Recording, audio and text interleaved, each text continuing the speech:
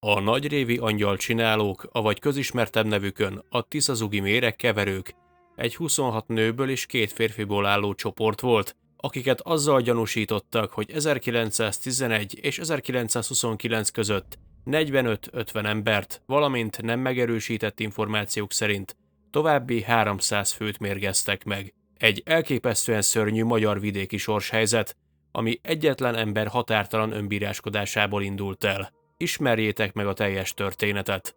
Tartsatok velem!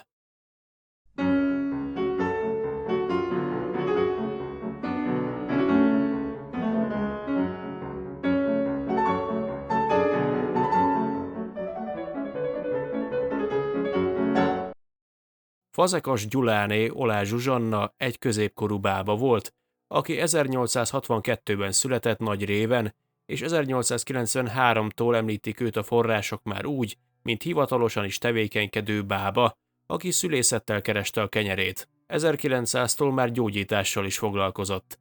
Egyes források szerint 1911-ben érkezett az Alföld egyik nagy tájegységéhez, a Tiszazughoz tartozó Szolnok vármegyei Nagyrévre, miközben egyes források szerint férje már magyarázat nélkül eltűnt. Legalábbis a bűnesetek iránt érdeklődő külföldi kutatók és újságírók egy része ezt osztja. A valóság ezzel szemben az, hogy Fazekasné törzsgyökeres nagyrévi lakos volt, ahogy a férje is helybéli napszámosként élt.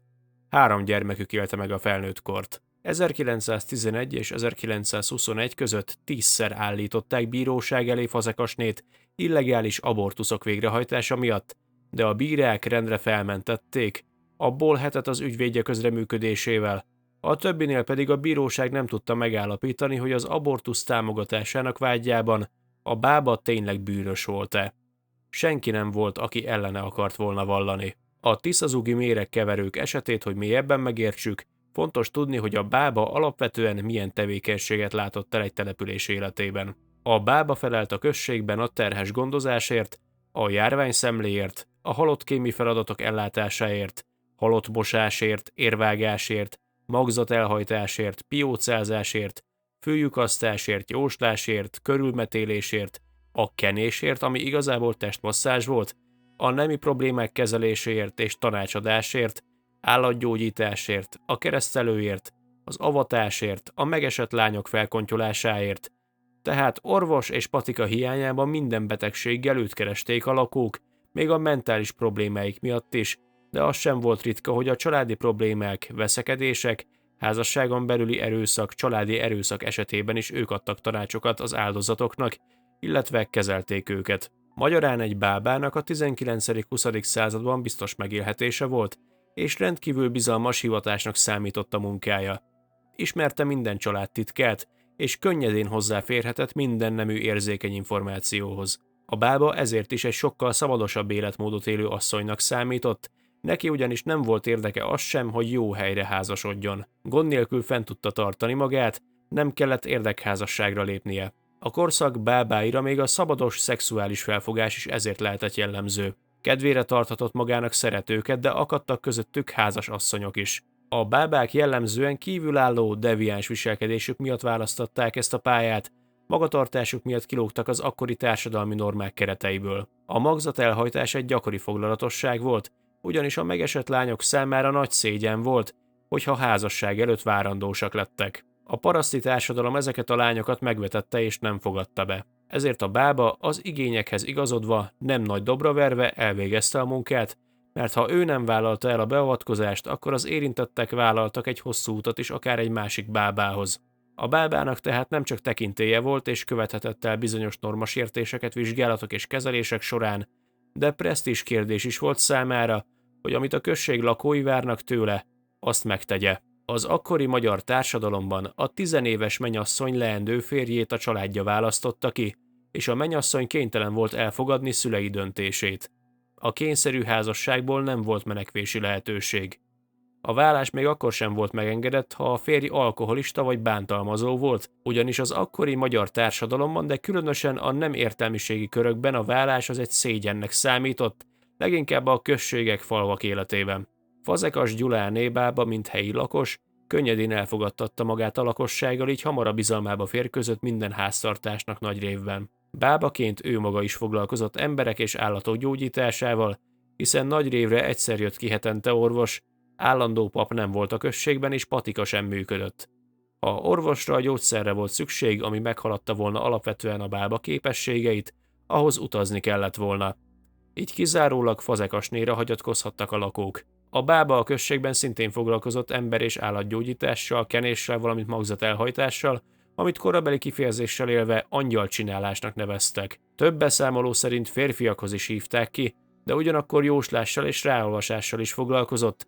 Magyarán amennyire a község lakói tudós asszonyként tekintettek rá, nem állt tőle távol a kuruzslás sem. Habár nem ő volt a községben az egyetlen bába, mégis az egyik legnépszerűbb ő volt, és nem állt tőle távol az sem, hogy konkurenseit rossz színben tüntesse fel. Az első világháború alatt, amikor épkézláb férfiakat küldtek harcolni a hazáért, a vidéki Nagyrév ideális helyszín volt a szövetséges hadifoglyok fogvatartására. Mivel a hadifoglyok szabadsága korlátozott volt a faluban, az ott élő nőknek gyakran volt egy vagy több külföldi szeretőjük, amíg férjük távol volt. Amikor a férfiak visszatértek, feleségük viszonya ellenére sokan úgy döntöttek, hogy visszatérnek korábbi életmódjukhoz, ami ingatag helyzetet teremtett. Ebben az időben Fazekas Gyuláné bába titokban rábeszélte a helyzetből menekülni kívánó nőket, hogy mérgezzék meg férjüket légypapír forralásával és a halálos maradványok lefölözésével előállított arzénnal. Más kutatások később beszámoltak arról is, hogy a bábán kívül más nők is részt vehettek a településen a méreg terjesztésében.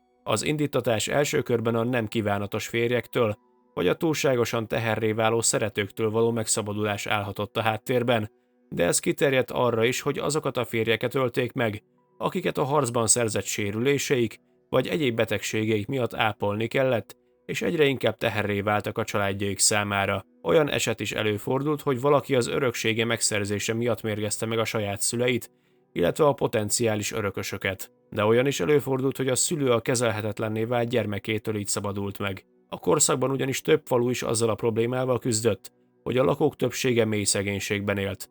Ha egy családba több gyerek született, akkor öröklés útján a rájuk hagyott földbirtokokat annyi részre osztották fel, ahányan voltak. Ez volt az úgynevezett birtokaprózódás. Így szokássá vált a szegények körében az egykézés, vagyis csak egy gyermeket nemzenek, hogy az a kevés családi vagyon ne aprózódjon tovább.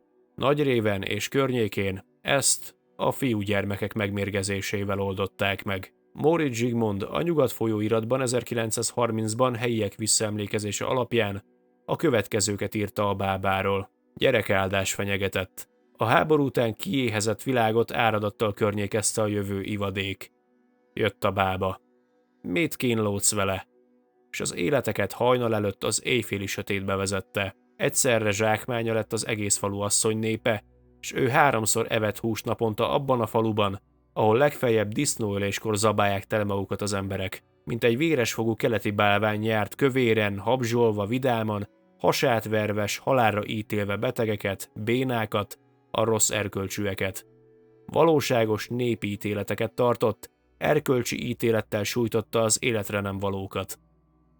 Az első mérgezés Nagyréven 1911-ben történt, azonban nem Fazekas Gyuláné műve volt. Hamarosan más férjek, gyermekek és családtagok halála is követte. A mérgezések divattá váltak, és az 1920-as évek közepére Nagyrév kiérdemelte a halál faluja becenevet. Becslések szerint 45-50 gyilkosság történt a 18 év alatt, amíg Fazekas Gyuláné a községben élt. Ő állt a legközelebb a kirendelt orvoshoz a faluban, és unokatestvére volt a jegyző, aki az összes halotti anyakönyvi kivonatot iktatta, így a gyilkosságok észrevétlenek maradtak. Vége lett a háborúnak, hazajött egy vakkatona. A felesége gyűlölettel fogadta, mert már mást szeretett, és megmaradt az ura házsártos rossz természete. Azt mondja a bába. Mit kínlódsz vele? Beadták borban az orvosságot, az ember gyomorbajt kapott. Orvost hívattak, az megvizsgálta, orvosságot rendelt. Megcsináltatták. Éjszakára a bába mézes pálinkát csinált, hogy jobban aludjon, belekeverték az arzént, reggelre a beteg kész volt. Most aztán megindult a suttogás. Mit kínlódsz vele? A faluban nem volt pap. Volt egy tehetetlen, aki 28 év alatt se beszélt senkivel. Ellenben rettenetes nagy volt a szegénység. Ebben a faluban, mint általában az Alföld szegénységénél szokás, télen 2-szer esznek egy nap. Ez azt jelenti, hogy a testek enerváltak, a lelkek gyávák. A szegénység gyötrelmesen destruál. 10 órakor levest, délután 6-kor tésztát vagy krumplit. És sok a beteg. Rettenetes sok a beteg. Minden háznál van 1-2. Jött a bába. Mit kínlódsz vele? És sok a rossz férfi. Részeges, goromba, rokkant, szoknyakergető. Jött a bába. Mit kínlódsz vele? 3 egymásnak ellentmondó beszámoló született arról, hogyan fedezzék fel végül az angyalcsinálókat. Az egyikben Szabót, az angyalcsinálók egyikét tetten érte 2 látogató, akik túlélték a mérgezési kísérleteit. Ujjával egy Bukenovszky vezeték nevű nőre mutatott, akit viszont Fazekasnénak nevezett. Egy másik beszámoló szerint egy szomszédos városban élő orvostan hallgató magas arzénszintet talált egy folyópartra sodródott holttestben, ami nyomozáshoz vezetett. Bodó Béla, magyar-amerikai történész és a témában megjelent első tudományos könyv szerzője szerint azonban a gyilkosságok végül 1929-ben kerültek nyilvánosságra, amikor egy kis helyi újság szerkesztőjének címzett névtelen levélben azzal vádolták a tiszazuki nőket, hogy megmérgezték családtagjaikat. Fazekas Gyuláné bábát 1921-ben felfüggesztették állásából, de 1925-ig a lánya Fazekas Mária bábává való kinevezéséig nem volt senki, aki hivatalosan betöltötte volna ezt a posztot Nagyréven. Ebben a 4 évben anya és lánya illegálisan bábáskodtak, vagy Mária kinevezését követően Fazekasné is aktív, illegális tevékenységet folytatott.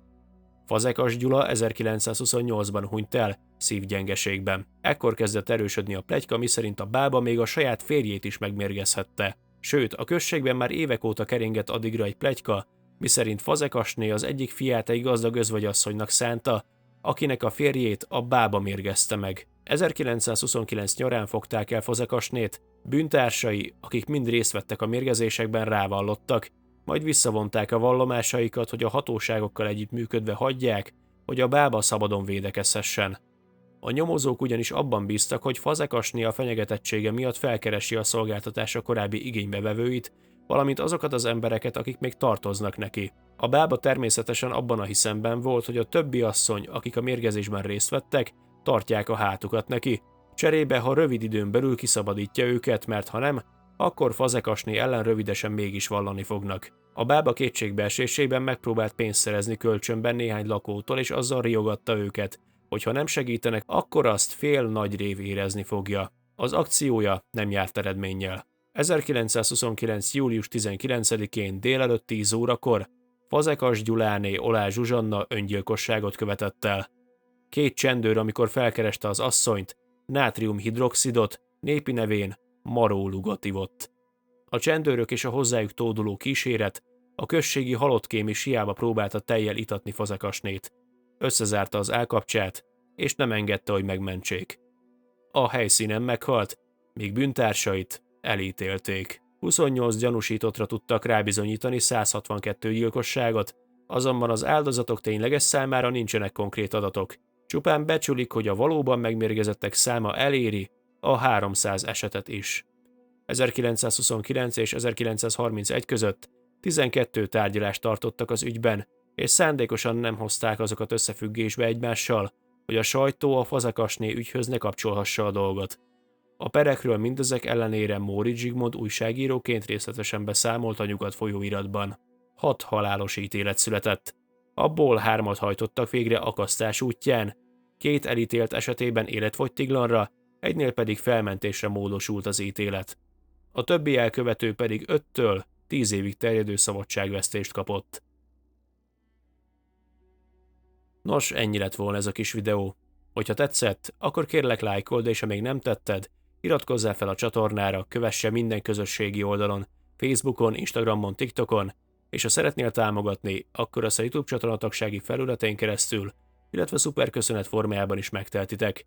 Legközelebb pedig találkozunk. Sziasztok!